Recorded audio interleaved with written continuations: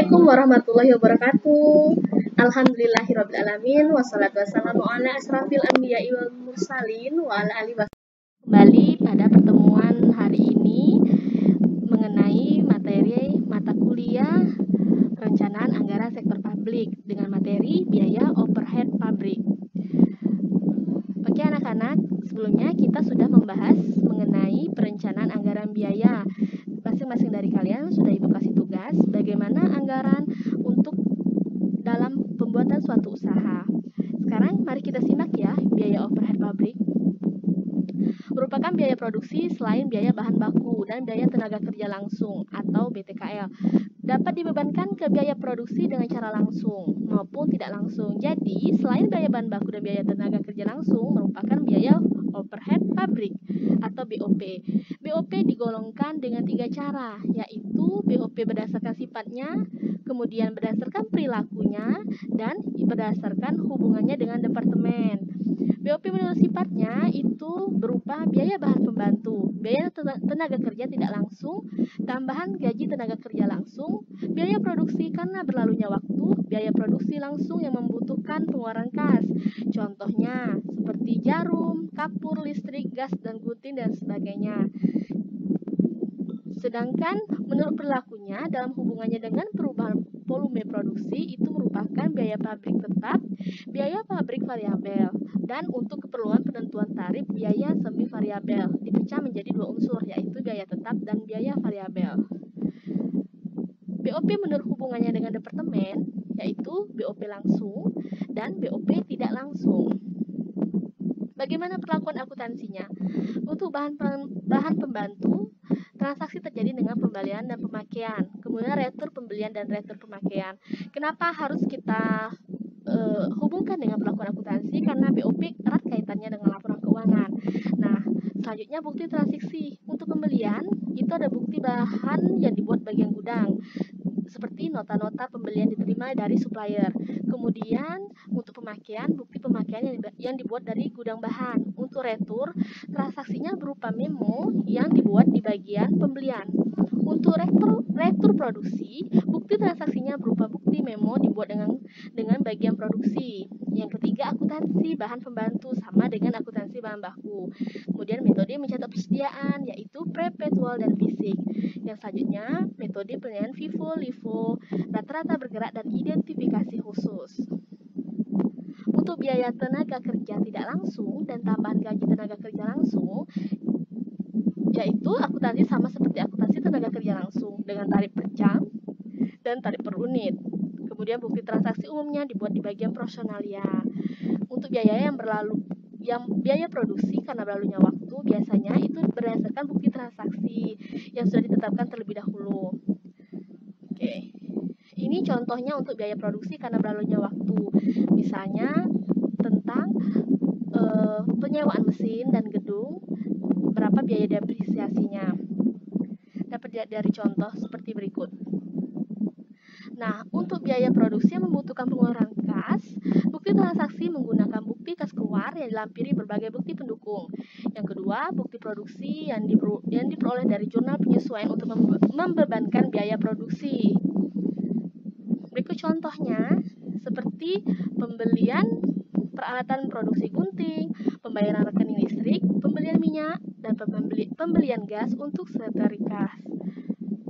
Nah, yang kedua itu adalah untuk biaya produksi yang membutuhkan pengeluaran kas, seperti biaya peralatan produksi, biaya listrik, biaya pelumas, dan biaya gas. Ini berlaku untuk perusahaan-perusahaan manufaktur. Nah, untuk biaya overhead pabrik dapat dikelompokkan itu menjadi tadi dalam tabel berikut ini seperti bahan pembantu, BTKL, tambahan gaji tenaga kerja langsung, biaya produksi berlalunya waktu, biaya produksi pengeluaran kas langsung pada tabel berikut ini. Penentuan tarif BOP yang telah ditentukan di muka. Alasan pembebanan, biaya dihitung tidak perlu menunggu sampai keseluruhan pemesanan selesai. Jadi, walaupun pemesanan terhadap suatu barang itu belum selesai, kita dapat menghitung dulu biaya yang dikeluarkan. Yang kedua, untuk memenuhi kebutuhan manajemen akan informasi biaya produk. Bagaimana cara-cara menentukan tarif BOP? Sekarang kita lihat ya. Yang pertama yaitu penyusunan anggaran biaya opera pabrik, memilih dasar pembebanan biaya overhead pabrik, menghitung tarif biaya overhead pabrik. Untuk satuan produk, dasar alokasi pembebanan BOP dengan rumus taksiran BOP dibagi taksiran jumlah satuan produk yang dihasilkan, maka didapat tarif BOP per satuan. Ini kita kasih contoh ya. Jika overhead pabrik diestimasikan sebesar Rp300.000 dan perusahaan bermaksud memproduksi 250.000 unit selama periode mendatang, jika pesanan yang diselesaikan 1.000 unit, berapa biaya overheadnya? Berikut estimasinya. Taksiran BOP-nya Rp300.000 dibagi dengan taksiran jumlah satuan produk yang dihasilkan 250.000, maka yang didapat adalah Rp1.020 atau Rp1.200. Jadi biaya overhead per 1.000 unit Rp1,20 itu dikali 1.000 adalah Rp1.200. Kemudian menentukan biaya bahan baku, yaitu taksiran BOP dibagi dengan taksiran biaya bahan baku atau BBB yang dipakai dikali 100%. Didapatlah persentase BOP dari BB yang dipakai. Sebagai contoh, jika overhead pabrik diestimasikan sebesar Rp300.000 dan estimasi biaya bahan baku sebesar Rp250.000 selama periode mendatang, bahan baku pesanan adalah Rp5.000. Berapa biaya overhead yang dibebankan? Estimasinya sebagai berikut. Rp300.000 merupakan taksiran BOP-nya tadi dibagi dengan taksiran biaya bahan baku yaitu Rp250.000 dikali 100%, yaitu didapat estimasi overhead-nya adalah 120%. Nah, jadi tambah biaya overhead 120% dikali dengan Rp5.000 bahan baku untuk pesanan, jadi adalah sebesar Rp6.000 biaya overhead yang dibebankan. Selanjutnya untuk biaya tenaga kerja, yaitu taksiran BOP dibagi dengan taksiran biaya tenaga kerja langsung dikali 100%, maka didapat persentase BOP dari BTKL.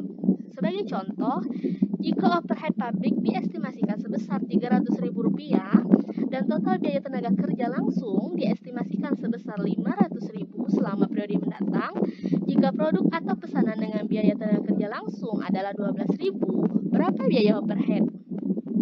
Estimasi overhead pabrik per unit Rp300.000 taksiran BOP dibagi dengan taksiran BTKL atau biaya tenaga kerja langsung Rp500.000 dikali 100% adalah 60% dari BTKL. Jadi tambahan biaya overheadnya 60% dikali Rp12.000, yaitu biaya tenaga kerja langsungnya adalah sebesar Rp7.200 untuk biaya overheadnya. Yang keempat atau yang selanjutnya yaitu jam tenaga kerja langsung. Dengan rumus taksiran BOP dibagi taksiran jam tenaga kerja langsung sama dengan BOP per jam tenaga kerja langsung. Sebagai contoh, jika overhead pabrik diestimasikan sebesar Rp300.000 dan total jam kerja langsung diestimasikan sebesar 60.000 jam selama periode mendatang, jika produk atau pesanan memerlukan 800 jam tenaga kerja langsung, berapa biaya overhead yang dibebankan? Yaitu Rp300.000 dibagi 60.000 taksiran jam tenaga kerja langsungnya, jadinya Rp5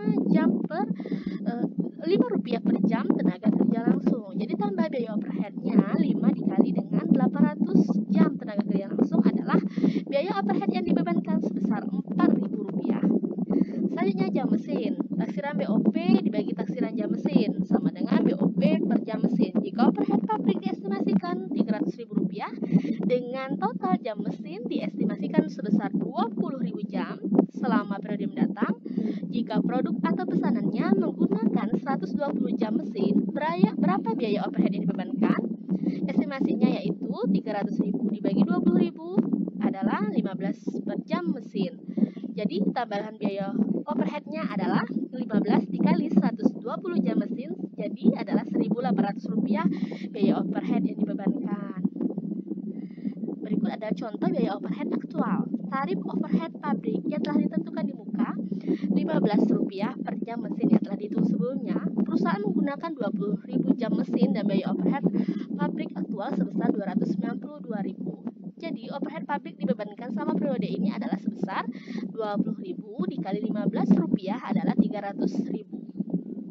Untuk jurnalnya yaitu barang dalam proses pada overhead pabrik yang dibebankan.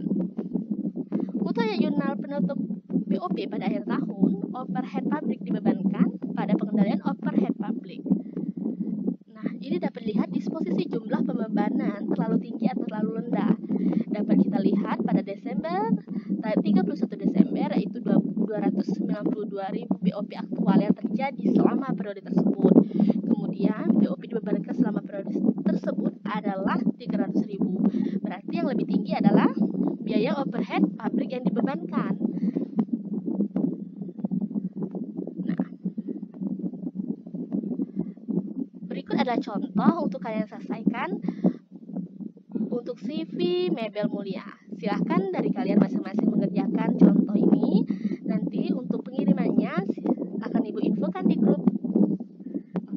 Untuk yang mau bertanya, silahkan komen di bawah ini ya. Jangan lupa di like, komen, and subscribe. Sampai jumpa. Terima kasih. Semoga kita semua dalam keadaan sehat walafiat. Wassalamualaikum warahmatullahi wabarakatuh.